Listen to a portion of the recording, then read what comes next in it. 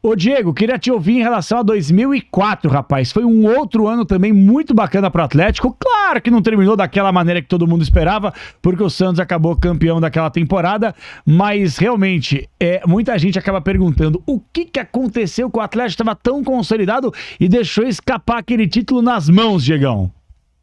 Sabe, Capelanes, um dos maiores orgulhos que eu tenho na minha carreira, porque muitas pessoas ligadas ao Atlético, pessoas da imprensa, pessoas que conhecem a história do clube, até mesmo os torcedores, consideram aquela equipe de 2004, se não a melhor de toda a história, como uma das melhores da história do... Infelizmente, não houve a conquista. Nós fizemos um campeonato perfeito, nós ficamos 17, 18 jornadas do campeonato sem perder. E pela dificuldade do Campeonato Brasileiro, todo mundo sabe o quanto isso é difícil. O quanto isso é difícil de acontecer no futebol brasileiro, onde tu tem vários clubes com chance de ser campeão. Nós acreditávamos muito naquela conquista. Nós estávamos tão bem, mas não era naquele, como eu costumo dizer, não era na prepotência, não. Era no trabalho, era na força de vontade, era na dedicação, porque todo mundo trabalhava forte, a gente se cobrava muito. Tinha ali jogadores, e eu me incluo nisso, a gente sabia da importância que era aquela conquista para o Atlético Paranaense naquele momento, que colocaria o Atlético em outro patamar. Em 2001, tu consegue a conquista do Brasileiro. Logo depois, tu ter um bicampeonato do Campeonato Brasileiro, colocaria o Atlético num outro patamar, sem dúvida nenhuma. E ninguém mais teria dúvida da força do Atlético, sendo considerado das melhores equipes, dos melhores clubes, numa grandeza tão grande, como são reconhecidos muitos clubes aí no futebol brasileiro.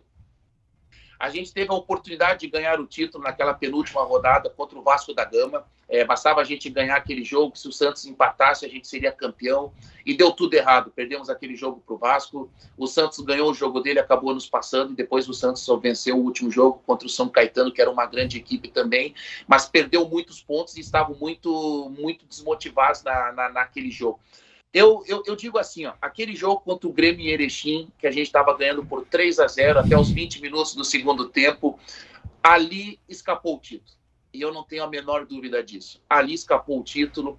Era um momento que a gente abriria uma vantagem muito grande em relação ao Santos e dificilmente eles conseguiriam nos alcançar. Futebol acontece dessas coisas, a gente não tem explicação. A gente levou o 3-2 aos 45 do segundo tempo e o 3-3 veio aos 48, quase aos 49, sabe? No último lance do jogo. Mesmo assim, no jogo seguinte, num jogo épico, a gente conseguiu uma grande vitória contra o São Caetano, nos colocou novamente na briga, porque a gente estava na liderança ainda, fomos jogar contra o Vasco, perdemos o jogo contra o Vasco, onde aconteceram tantas coisas naqueles bastidores. Eu aqueci nos chuveiros ali do vestiário, em 2 metros quadrados, como eu costumo dizer, porque não nos deixaram entrar dentro de campo. O torcedor do Atlético só foi permitido entrar no estádio com uns 20, 25 minutos. Olha a viagem que o torcedor do Atlético fez, quem sabe para sonhar com uma conquista, porque nós poderíamos comemorar o título naquele jogo em São Januário. E fizeram coisas ali que... É até difícil de falar, porque foram coisas horríveis e não cabe no futebol. O futebol é tão bonito, a gente é tão apaixonado pelo futebol, pelas coisas boas que acontecem, não por aquilo que aconteceu lá atrás. Infelizmente deu tudo errado e a gente não conseguiu o bicampeonato que o torcedor merecia muito. Ô Diego, eu não quero te complicar aqui, pelo amor de Deus, longe disso, pelo contrário, só te agradecer e ressaltar esse bate-papo contigo que está sendo muito legal. Mas assim, eu acho que o Petralha, e eu queria que você falasse um pouquinho sobre ele agora também, mas acho que o Petralha, ele tem esse jeitão que muitos outros dirigentes do futebol brasileiro falam, o Petralha não quis isso, o Petralha não quer aquilo, porque isso que você falou é uma vergonha. É uma vergonha. Esses bastidores nojentos do futebol lá atrás, com o Atlético, que estava aparecendo no cenário do futebol nacional, firmando a sua marca. Quer dizer, quando começa a interferir muito na questão extra-campo, isso obviamente influencia. Não, você não está falando isso, nem eu estou falando isso. Não estamos falando aqui que o Atlético perdeu aquele título 2004 porque não deixaram o time aquecer no campo de jogo, porque não deixaram a torcida entrar no estádio. Mas esse tipo de coisa vai minando, atrapalha a concentração também. E eu acho que o Petralha é o que é hoje também, porque ele já viu tanta sujeira, tanta porcaria e tanta falcatrua, entre outras coisas, que por mais que ele não consiga provar, ele vivenciou como vocês vivenciaram, que eu acho que o Atlético se transformou muitas vezes nessa bolha, porque sabe como é que funciona o bastidor nojento e muitas vezes político do futebol brasileiro, Diegão. E nós não gostamos disso. Quem é apaixonado pela essência do futebol não gosta e não permite que isso aconteça, sabe? E eu sempre... eu me baseio muito na boa-fé das pessoas, eu me baseio muito na defesa dos interesses verdadeiros do clube, com muita ética, com muito respeito.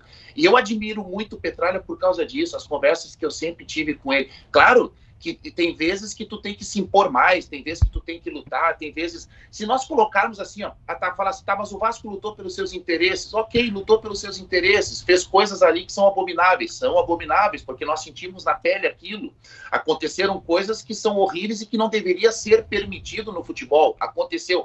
Mas eles estavam lutando pela permanência na primeira divisão do Campeonato Brasileiro. Então as pessoas vão defender isso também, mas eu vou sempre defender o respeito, eu vou sempre defender a ética, eu vou sempre defender o caráter, eu vou sempre defender o profissionalismo. Quando tu luta pelas suas cores, quando tu luta pelo seu clube e quando tu faz as coisas certas, pode demorar um pouco mais, porque não existem atalhos.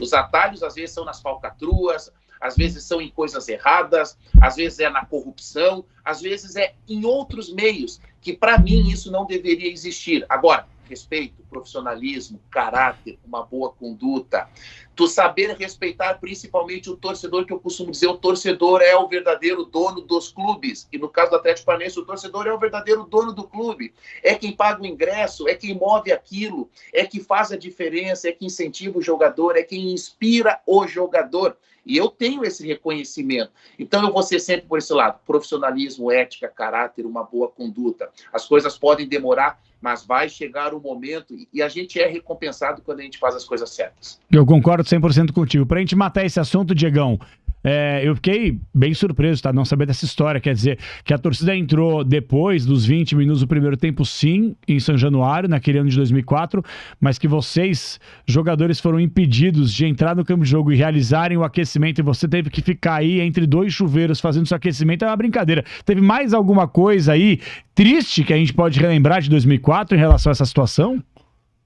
Eu te digo assim, ó, uma coisa que foi horrível aconteceu na Libertadores da América, que é uma lembrança que eu tenho, mas também prova também um pouco como era a minha concentração. Quando nós fomos jogar o segundo jogo contra o Cerro Porteño lá no Paraguai, era aqueles estádios antigos, não existia cadeiras. Nós entramos no campo, a gente foi apedrejado de todas as maneiras possíveis que vocês possam imaginar. Nossa. E até mesmo o treinador de goleiro, o Almir Domingues, naquela altura, ele perguntou para mim, Diego, tu quer continuar aquecendo aqui? Eu falei para ele, professor, eu vou aquecer aqui. Eu não posso me preocupar com essa pedra, porque se a gente começar a achar problemas agora, se a gente começar a dizer que a pedra vai atrapalhar, a gente vai perder a nossa concentração. Então, vamos aquecer aqui. E eu juro para vocês, a área aonde eu estava aquecendo foi tomada por tantas pedras, mas tantas pedras que tu não conseguia mais enxergar grama naquela altura. E eu só sentia o vento passando perto da minha orelha, perto do meu corpo, as pedras passando muito próximo, acertando o Thiago, que era o guarda-redes reserva, que era o goleiro reserva naquela altura, as pedras passando perto do Almir. Mas é aquilo que eu costumo dizer, tu faz as coisas certas, tu tem boas intenções, não há mal que vai chegar perto de nós. Nenhuma pedra nos atingiu. Passaram muito perto, sim. Nenhuma pedra nos atingiu. Não perdemos a concentração, mantemos o foco. Aquele jogo foi para os pênaltis e nós fizemos ali. Todos os jogadores do Atlético fizeram as suas cobranças com muita competência, com muita qualidade. Eu consegui pegar o último pênalti do artilheiro da Libertadores da América. E aquilo ali deu a classificação para nós. Então foi um momento muito especial. Por isso que eu conto esse momento aí que tu perguntou, porque lá em 2004 também aconteceram coisas também ruins, coisas de bastidores, coisas que influenciam. Mas para mim o pior momento foi esse, porque estava em risco a nossa saúde, estava em risco a nossa integridade física, sabe? Se a gente fosse atingido por uma pedra, e eram pedras, às vezes eram pedras ali do tamanho de uma bola de futebol. Se caísse uma pedra dentro daquela cabeça, eu não estaria aqui conversando contigo nesse momento, sabe? De tão horrível que foi. Mas pronto, deu tudo certo, passamos por aquela etapa, mas são coisas que eu volto a dizer, não cabe mais no futebol. O futebol é tão bonito, o futebol é tão apaixonante, quando a gente pensa na essência verdadeira do futebol, aquele sonho daquela criança em se tornar um jogador de futebol profissional. E quando se torna um jogador de futebol profissional, o jogador tem que valorizar o seu clube, tem que defender as suas cores. O clube que o jogador de futebol joga tem que ser muito profissional. E eu costumo sempre dizer, todos os clubes que eu joguei, para mim, era o melhor clube do mundo, que era o clube que me pagava, era o clube que me proporcionava realizar todos os dias aquele meu sonho de criança. E são essas coisas que eu vou defender sempre.